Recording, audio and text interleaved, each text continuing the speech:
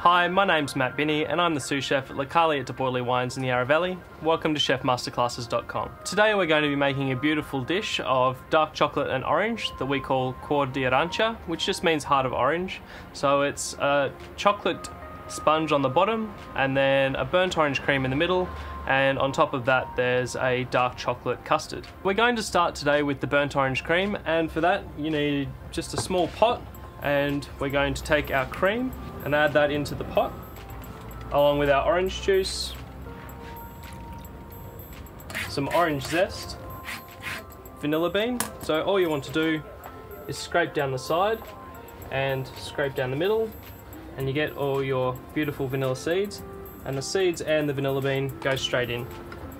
So we're just going to place our cream onto the induction stove, and while that heats up we're going to take our egg yolks and our sugar, and you just want to whisk your egg yolks and sugar until they're pale.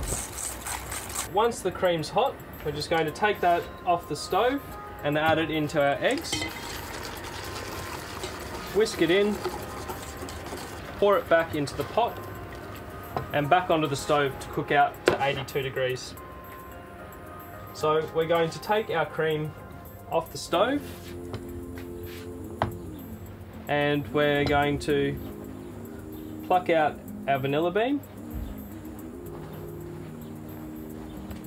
and pour that into a tray.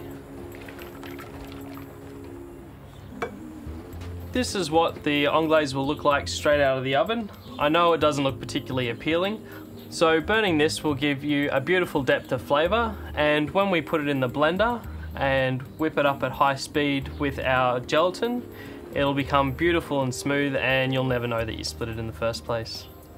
This is what the custard should look like after you've put it through the blender and through a fine sieve. You can see it's beautiful and smooth again, and we're just going to place that into the refrigerator to set, and then we're going to put it into a piping bag for later.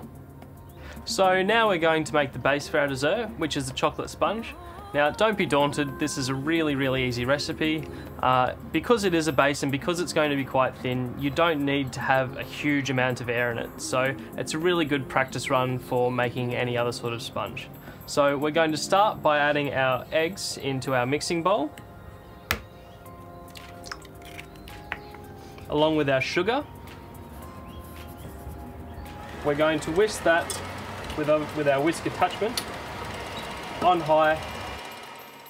So while our eggs are whipping, we're going to melt our chocolate and our butter over a bain-marie. Now that our chocolate has melted, we're going to add in our almond meal and our plain flour, and we're going to stir that in. So we're going to fold our eggs into the chocolate, and you can see they'll be nice and thick and smooth. It's easiest to do it a little bit of it at a time. Once that's folded in and all your eggs are incorporated, I'm going to pour my sponge mix onto the tray and bake that at 160 degrees until it springs back when you touch it in the center. Here's the final step of the dessert. This is the chocolate custard that goes over the top, and all we've done is made it in the same way as the orange filling. So you bring up the custard to 82 degrees, then you add in the gelatin and the chocolate, whisk it until it's smooth and allow it to cool.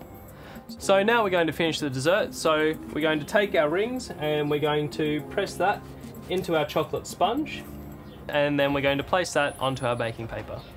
Now we're just going to pipe our burnt orange cream into the middle. You can add as little or as much as you like. Just be careful not to pipe too close to the sides, otherwise the chocolate custard won't seal up the dessert.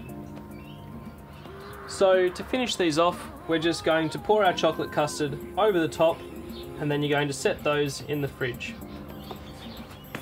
So here are our chocolate desserts out of the fridge, and what you're going to do is take that, put it on your plate, and then I have a little bit of pistachio praline, and I find it easiest if you take your praline and place it on top before you remove the ring.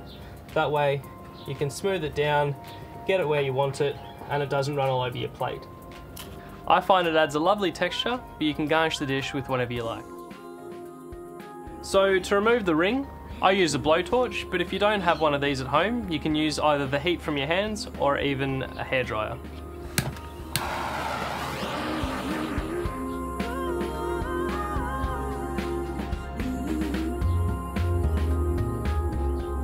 I'm just going to do a little pipe of our burnt orange cream, and I have a little piece of dehydrated orange as well.